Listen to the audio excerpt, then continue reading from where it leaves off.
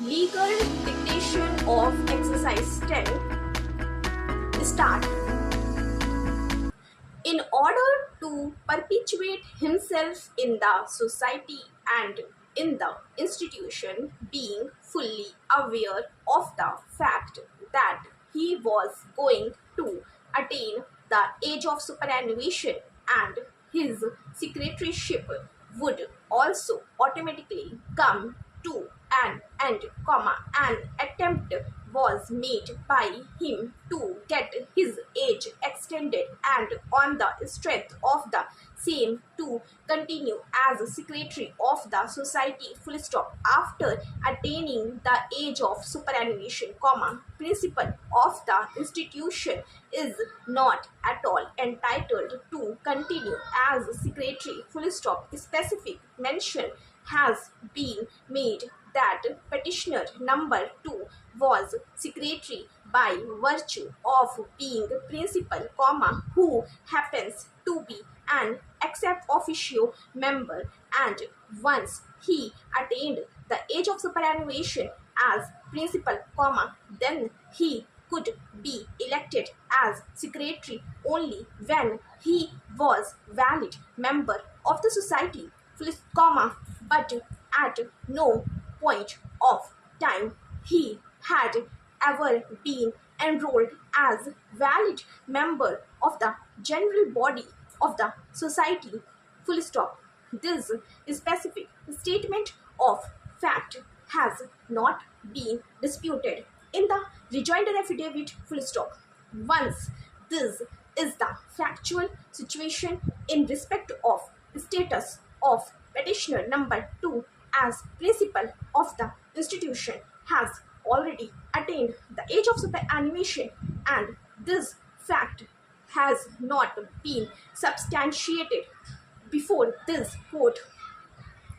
as to in what way and manner he had been enrolled as member of the general body of the society, then legitimately petitioner number 2 has no grievance, full stop. The bishop who had accepted the request to act as chairman along with petitioner number 2 has already washed his sin by resigning and submitting letter on 29/7/2010 regretting therein his deeds, full stop. These averments have been mentioned in paragraph 4 of the counter affidavit and said specific averments have not at all been replied, full stop, paragraph. It was also highlighted and demonstrated that there was no quorum in the meeting held on 28/5/2007 in which amendments had been carried out, full stop. It is seen that 4 officers and 5 members of the society were present in the meeting, full stop.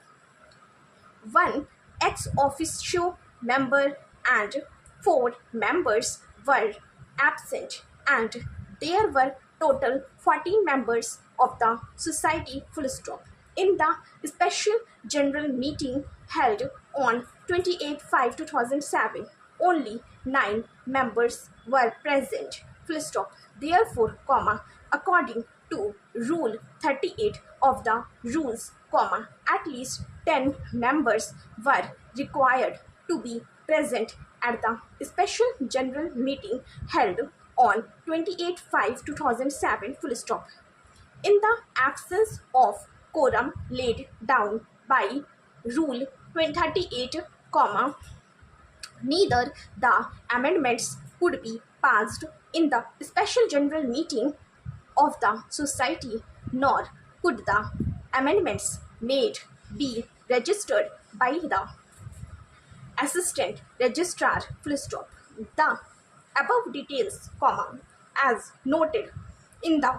order of the learned single judge, clearly show that there was no quorum in the meeting held on 28/5/2007, in which the amendments had been carried out full stop. After saying so, the learned single judge correctly concluded that in such a situation and in this background,